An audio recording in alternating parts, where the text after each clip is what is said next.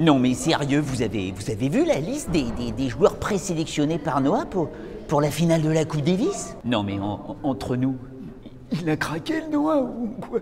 Parce que Tsonga, 256e, qui a gagné qu'un match depuis son retour de blessure il y a un mois.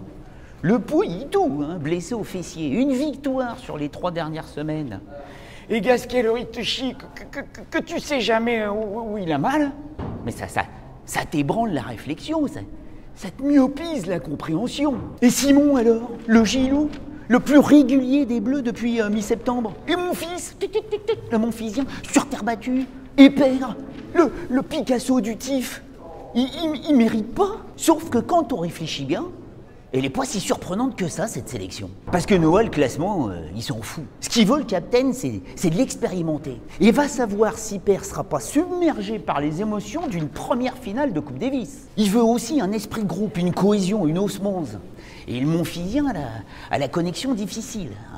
Tout le monde n'a pas son wifi sur Terre. Hein. Et le Noah, il veut en plus du gars qui peut se lâcher, se sublimer, qui va pas être verrouillé par l'enjeu, cadenassé. Or, l'historique de Simon en Coupe Davis n'a pas tendance à rassurer.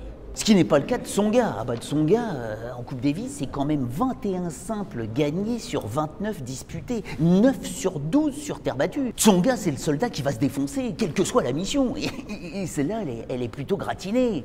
C'est le gars avec qui tu pars au front, confiant. Et Pouille, c'est pareil, hein, parce que malgré ses doutes, il a toujours prouvé qu'il allait au combat sans trembler. Et on n'oublie pas Gasquet, qui en tant que numéro 1 français, ne jouera pas le 5e et dernier match.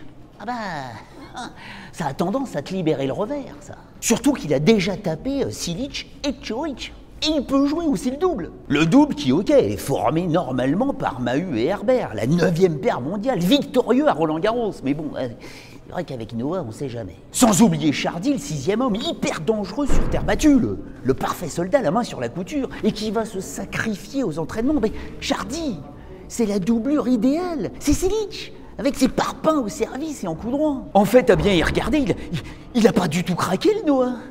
Au contraire.